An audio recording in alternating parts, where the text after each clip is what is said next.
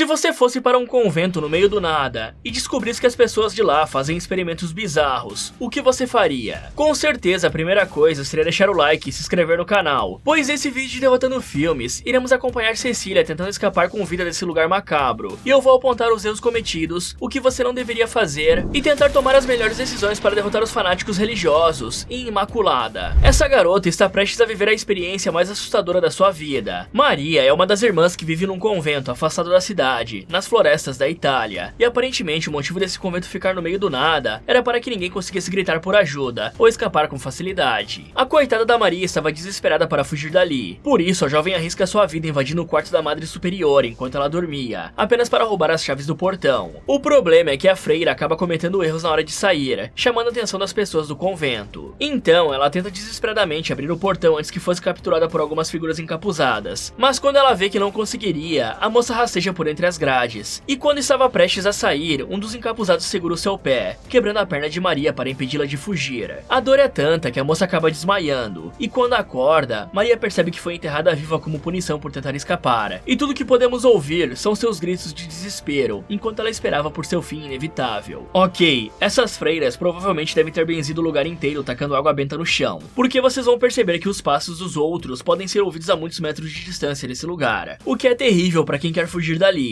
E do jeito que esse convento é meio estranho, eu não duvido que isso seja proposital. Sabendo disso, Maria precisaria criar uma distração para abafar os sons de sua fuga. Uma coisa que seria fácil de se fazer com o que a garota tem disponível é começar um incêndio em alguma parte aleatória do local, fazendo com que todos fossem solucionar o problema do incêndio e esquecessem da garota momentaneamente. Além, é claro, de andar descalço até chegar ao lado de fora. Mas para que a fuga tivesse ainda mais chances de dar certo, Maria tinha que estudar melhor as suas possíveis rotas de fuga, porque sair correndo em direção ao portão principal definitivamente não é a melhor delas. Isso porque seria muito óbvio, e seria o primeiro lugar que as freiras iam procurar, tanto que foi o que aconteceu. Se bem que a garota ainda poderia ter tentado chutar a mão daquela mulher e continuar correndo, ou ter passado pelo portão antes, ao invés de ficar tentando abrir o cadeado, pois aparentemente dava para a garota fazer isso desde o início, mas ela preferiu deixar a sua perna ser danificada. Outras possíveis rotas de fuga seria escalar o muro pelas vinhas, ou até mesmo tentar cavar um buraco por debaixo dele. Claro que isso iria demorar um certo tempo, e precisaria ser escondido com toda a cautela, mas ainda é melhor do que nada. Mas infelizmente, a mulher não seguiu nenhum desses caminhos, e agora ela sofreu um destino pior do que uma morte rápida, ser enterrada viva. Isso porque a chance de escapar dessa situação é mínima, para não dizer inexistente, já que a única escapatória que a moça tem seria quebrar a tampa do caixão no soco, mas dependendo da grossura das tábuas, isso é uma tarefa impossível. E mesmo se ela conseguisse, dependendo da profundidade que estava enterrada, a garota seria sufocada pela terra. Só que se ela ficar no caixão, a moça não duraria mais do que 2 horas viva. Isso porque um caixão padrão tem cerca de 2 metros de comprimento e 70 centímetros de largura. Isso significa que ali caberia mais ou menos 885 litros que estariam preenchidos com ar. E estamos usando essa medida para ser mais fácil de entender. Um corpo humano tem em média um volume de 66 litros, o que significa que no caixão 819 litros são ar. Mas como todos sabem, a nossa atmosfera não é composta só de oxigênio, tendo uma mistura de gás carbônico, hidrogênio e gases nobres, e o oxigênio corresponde a apenas 21% do ar, que seria mais ou menos 171 litros do caixão. E nós consumimos cerca de 5 a 8 litros de oxigênio por minuto. Fazendo uma conta rápida, dá pra saber que Maria não ia resistir mais de 2 horas ali. Se ela mantesse a calma e respirasse devagar para consumir menos ar, com certeza daria para sobreviver mais tempo. Só que ninguém fica calmo sendo enterrado vivo, então acho muito difícil que isso aconteça. Muito tempo se passa e conhecemos a irmã Cecília, que acabou de chegar na Itália e está passando pela imigração. Logo depois ela é recebida pelo diácono Enzo, que a leva até o local onde a moça faria seus votos e viveria pelo resto da sua vida. Mas assim que chega lá, vemos que Cecília vai enfrentar um problema gigantesco, pois ela não falava ou entendia absolutamente nada do idioma italiano. Portanto, mesmo com a Madre Superior ali fazendo vários elogios, ela não conseguia compreendê-los. E por isso a Madre pediu que Isabelle ficasse responsável por ajudar a garota durante todo o processo de iniciação, pois ela era uma das poucas freiras que sabia falar inglês. Só que a Isabelle parece não ter gostado nem um pouco da gringa, demonstrando um extremo desgosto pela nova companheira desde o início. E enquanto ela apresentava o lugar para sua nova irmã, a freira conta que aquele local foi fundado em 1632, sobre as catacumbas onde São Estevão foi enterrado. Porém, ela avisa que as catacumbas estavam fora do limite para Cecília. Em seguida, Isabelle leva a garota até a área onde ficavam as irmãs mais velhas, as doentes e senhoras que desenvolveram problemas mentais como demência. Por isso, a jovem devia ficar longe, já que tinham umas velhas que surtavam às vezes atacando todos em volta, falando que algumas delas iriam morrer logo, mas Cecília não devia se importar com isso, pois a morte era algo normal por por ali. Chegando no quarto da novata, que diga-se de passagem é o mesmo da pobre Maria, a freira fala que a sua nova companheira não precisava fazer os votos e ainda poderia voltar para casa se quisesse. Só que Cecília prefere ficar, pois já estava certa da sua decisão. Mais tarde, enquanto usava o banheiro, a irmã Gwen entra no quarto para fumar, porque tinha uma janela ali, assustando a sua colega sem perceber. Então ela se apresenta, perguntando por que uma garota de Michigan foi até a Itália, e Cecília conta que sua paróquia havia fechado, fazendo todas as suas irmãs se separarem. Depois disso, a jovem se sentiu perdida, até receber um convite do padre Tedeschi para morar ali. Com isso, Gwen fala que o padre sempre teve um bom tato para achar pessoas perdidas ou problemáticas, mas que assim como a sua nova amiga, ela também era um caso sério. O tempo passa, e logo a noite chega, iniciando assim a cerimônia de votos de Cecília, que promete abrir mãos de bens materiais e relações humanas para viver ali até a volta do Salvador. Porém, a garota nem imagina que está cometendo o pior erro da sua vida. Bom, galera, Cecília está cometendo um grande erro ao se mudar para a Itália, sem saber nada sobre o idioma. Isso porque a comunicação é extremamente importante para uma qualidade de vida decente em países estrangeiros. Já que se, por exemplo, a jovem se perdesse e precisasse pedir ajuda ou até mesmo comprar comida, ela ficaria completamente desamparada para realizar coisas simples. Além, claro, do fato de que Cecília não conseguiria fazer uma única amizade com as pessoas do convento por não conseguir conversar com elas. Porém, vamos ignorar essa decisão horrenda e supor que a garota já sabia falar mais ou menos o italiano. A própria Isabelle, uma mulher que morava ali há anos, deixou claro que o local não era nem um pouco legal de se viver e que o trabalho era extremamente complicado, indicando que tem algo de errado acontecendo no local. Isso somado ao fato de tantas mulheres que devotam suas vidas ali ficando com problemas mentais após cumprirem os seus deveres. Isso indica que as condições ali estavam destruindo o psicológico das pessoas, já que não é normal todas as idosas ali, tirando a madre, serem doentes mentais. E aí, mesmo ouvindo isso de uma veterana e vendo todos esses sinais de perigo que eu mencionei, ainda assim Cecília escolhe ignorar tudo e ficar no convento. E falando em doenças mentais, galera, problemas como demência e esquizofrenia precisam ser tratadas com seriedade e acompanhamento médico constante, pois elas podem evoluir rapidamente, deixando o paciente agressivo. Se mesmo sabendo disso, os líderes do convento resolviam deixar as idosas jogadas por ali daquela forma sem supervisão alguma, Cecília devia ter entendido que eles não ligavam de verdade para suas freiras. Isso somado com o fato de que toda a estrutura do local parece ter sido feita imitando uma prisão, com muros gigantescos e portões trancados a cadeado, parecendo que queriam evitar fugas. No mínimo, a garota deveria ter desconfiado de algo e levado seu celular consigo. Tudo bem que as pessoas em conventos não podem ter bens materiais, incluindo telefones, mas estando em um país que você não sabe a língua, em uma igreja que mais parece uma prisão, seria importante ter como se comunicar com alguém se algo desse errado. Após a cerimônia, a paróquia faz um banquete gigantesco para celebrar os votos da sua nova irmã, e o padre Tedeschi aproveita a deixa para conhecer melhor a nova freira, revelando que antes de ser padre, assaltou vários bancos na Espanha. Opa, acho que eu errei a descrição, galera. Isso aí foi em outra vida. O Tedeschi, na verdade, foi uma pessoa comum, que cursou ciências e biologia, mas que alguns fatos o convenceram a ir parar na posição que está hoje. Com isso, Cecília também decide compartilhar sua história, falando que apenas virou uma devota, pois sentia que Deus lhe salvou por um motivo, já que quando era criança ela foi brincar em um lago congelado. Porém, o gelo acabou quebrando, jogando a jovem numa água congelante. O desespero fez a menina se afogar, e ela ficou sabendo pelos paramédicos depois que seu coração tinha parado por 7 longos minutos, pois nenhuma das tentativas de ressuscitá-la foram bem sucedidas. Mas do nada, Cecília voltou a respirar, e esse acontecimento mudou a sua vida. Depois dessa conversa super agradável, a garota vai até o banheiro lavar o rosto, até que houve um choro alto vindo dos corredores. Assustada, a moça seguiu os gruindos até uma sala que não lhe foi apresentada, encontrando uma mulher deitada no chão chorando compulsivamente. E quando se aproximou, Cecília percebeu que a freira teve seu rosto coberto por um capuz vermelho. Só que antes de conseguir gritar por ajuda, a Madre Superiora aparece para acalmá-la, contando que as irmãs oravam naquela sala secreta, pois naquele cômodo elas guardavam um dos pregos que perfurou as mãos de Jesus Cristo. Então a Madre explica que naquele convento acreditava-se que o verdadeiro amor só poderia ser demonstrado através do sofrimento, e por isso todos ali sofriam todos os dias. Nesse momento, a garota começa a ficar tonta e desmaia no chão, aparentemente esquecendo tudo que viu naquele lugar. Já no dia seguinte, Cecília vai se confessar, dizendo que pecou por beber muito, a ponto de desmaiar na frente da madre. Enquanto estava falando, a moça percebe que o confessionário tinha se distorcido, e enquanto tentava ver o que tinha nas sombras, ela é puxada pela parede, sendo jogada em meio às freiras com os rostos cobertos por um capuz vermelho, que crava uma faca ritualística em seu abdômen. E aí, Cecília acorda percebendo que tudo era um sonho, exceto a figura que estava ali observando de fora do quarto. Porém, quando acende a luz para ver quem era, a aparição desaparece, deixando a garota confusa, sem saber o que era real ou não. Bom, pessoal, o fato de Cecília ter sobrevivido depois de 7 minutos, sem respirar e com o coração parado, é de fato um milagre impressionante. Isso porque sem a entrada de oxigênio, o cérebro começa a usar a reserva de glicogênio, oxigênio, uma substância que fornece energia para as células, mas essa reserva só dura alguns segundos. Após cerca de 1 minuto sem ar, a pessoa perde a consciência devido à falta de oxigênio no cérebro, e eventualmente os batimentos cardíacos param. E depois de aproximadamente 4 a 6 minutos, pode começar a ocorrer a morte de células cerebrais, levando a danos cerebrais permanentes. Depois de cerca de 6 minutos sem oxigênio, esses danos podem ser graves e irreversíveis. Se um ser humano ficasse sem ar por 7 minutos, o resultado seria a morte, ou na melhor das hipóteses, danos cerebrais graves e permanentes. No entanto, há relatos raros de pessoas que sobreviveram depois de ficar sem oxigênio por períodos mais longos, geralmente devido à hipotermia causada por baixas temperaturas, que diminui a taxa de uso de oxigênio pelo corpo, o que parece ter sido o caso de Cecília. E se ela desse uma pesquisada sobre as chances de estar viva, veria que apesar de baixas, são completamente possíveis, acontecendo em uma quantidade considerável de vezes. Portanto, não foi necessariamente um milagre. E inclusive, por incrível que pareça, as condições de hipotermia que a garota passou também explicam como ela sobreviveu sem qualquer sequela, depois de ter uma parada cardíaca. Geralmente, cada minuto que passa após uma parada cardíaca, reduz as chances de sobrevivência de uma pessoa em 10%, já que no momento em que o coração para, o sangue deixa de ser bombeado para o cérebro e os outros órgãos vitais. Após 7 minutos sem o coração bater, há um alto risco de danos cerebrais significativos e morte, assim como no caso de asfixia por falta de oxigênio. E mesmo que a pessoa seja ressuscitada e os médicos trabalhem na tentativa de trazer o ritmo cardíaco de volta ao normal, a pessoa pode finalmente sofrer de incapacidades neurológicas graves, como demência, paralisia, ou a pessoa pode entrar em coma, dependendo do tempo em que o cérebro ficou sem oxigênio. Mas como eu falei antes, também existem relatos raros de recuperação após períodos mais longos de parada cardíaca de até 20 minutos ou mais. Só que estes casos são bastante raros e geralmente estão envolvidos com circunstâncias excepcionais, como hipotermia grave. Ou seja, essa garota deveria agradecer mais ao lago congelado por ter reduzido a sua taxa metabólica cerebral, permitindo que ela não ficasse com sequelas depois do afogamento. Quanto àquela tal relíquia, galera, é importante ressaltar que independente da sua crença, não é bom acreditar em tudo que as pessoas falam, porque o ser humano não perde chance de fazer mal ao próximo. E com poucos segundos de pesquisa, é possível descobrir que não há relatos sobre o que aconteceu com os pregos de Cristo após a crucificação. Literalmente, nenhuma relíquia autenticada ou confirmada pelos estudiosos como os pregos reais já foram encontrados. E apesar de existirem várias alegações em todo o mundo, de diferentes igrejas e localidades que afirmam possuir um ou mais pregos que feriram a mão de Jesus, nenhuma delas foi comprovada, fazendo o destino final dos pregos que feriram as mãos de Jesus permaneceria um mistério até hoje. Entretanto, era comum na antiguidade as pessoas venderem materiais religiosos para enganarem os outros. O mais comum deles eram vendedores de pedaços de madeira, mentindo que eram fragmentos da cruz que Jesus foi crucificado, ou até mesmo gente vendendo lotes de terra no paraíso. Loucura, né? E essa prática era conhecida como venda de indulgências, que infelizmente acontece até hoje. Mas vamos supor que aquele fosse realmente um dos pregos sagrados, que cientistas pegam em luvas para não manchar o DNA e vestígios históricos que tinham nele. Ao dar aquilo nas mãos nuas de Cecília, a madre estragou completamente a relíquia. E guardem essa informação porque ela vai ser relevante no futuro. Além disso, parece que esse convento também gosta de dopar as suas freiras, porque para Cecília ter desmaiado daquela forma, é bem possível que tenham colocado algo na bebida dela, ainda mais depois daquele sonho terrível que ela teve. Ao amanhecer, as novatas se reúnem em uma sala para ouvir o discurso da Madre Superiora, que avisa sobre o trabalho ali ser difícil de fazer e até mesmo de compreender, tirando a vontade de viver de muitas que tentavam executar tudo com perfeição, e contando que provavelmente isso vai acontecer com muitas delas. Mas claro que Cecília não entende nada disso, ficando à mercê de Gwen para traduzir. Porém, ela também não estava se importando muito. Com isso, as noviças são separadas em grupos, e por puro azar, Gwen e Cecília ficam no grupo que tem Isabelle como líder, mas elas tentam ignorar que estão sob a supervisão daquela carrasca, encontrando formas de se divertir ali, e formando um lindo laço de amizade, mesmo quando tinham que checar as velhas irmãs que eram cuidadas pelo médico do local, o Dr. Galo. Porém, algo começa a chamar a atenção de Cecília, o fato de que Isabelle parecia estar de olho nela o tempo todo. Um dia, quando a noite cai, Cecília se prepara para dormir, mas se assusta quando vê uma das idosas se aproximando com uma tesoura e cortando seu cabelo, dizendo em italiano que todos ali adoravam a Santa Cecília por sua pureza. Só que ao invés de relatar isso para a Madre Superiora, a garota decide levar a senhora até os seus aposentos, e depois de colocar ela na cama, Cecília nota que a velha tinha cicatrizes gigantes em forma de cruz na sola dos pés. No dia seguinte, a garota conta isso para Gwen, mas a freira debocha da colega, contando que do lugar que veio era tudo muito pior, pois ela deixa entender que antes de ser freira, ela era casada com um homem mau, que fazia coisas horríveis com ela. Até que um dia, a garota foi em um grupo de apoio onde encontrou as irmãs, e pensou que a vida delas era fácil, já que não tinham que lidar com homens, casamentos ou contas. Porém, ao chegar ali, percebeu que tudo era muito diferente do que pensava. Nesse momento, Cecília começa a passar mal vomitando bastante, e com medo da amiga estar doente, Gwen a leva até o Dr. Galo, que pede um exame de urina para descartar uma das suas teorias. Porém, enquanto esperava pelo resultado, a jovem vê pela janela uma freira com capuz vermelho cantarolando, até que sua atenção é quebrada por um corvo que bate de frente na janela. E aí a Madre Superiora a chama para conversarem, pois os resultados de seus exames são inacreditáveis. Durante a reunião, o Cardinal Franco pergunta para Cecília se ela já teve contato com algum homem recentemente, mas quando ela afirma que não, todos da sala começam a ficar agitados, principalmente o Dr. Galo, que afirma ter examinado a jovem e tinha certeza de que ela era virgem. Porém, o que realmente chama a atenção de Cecília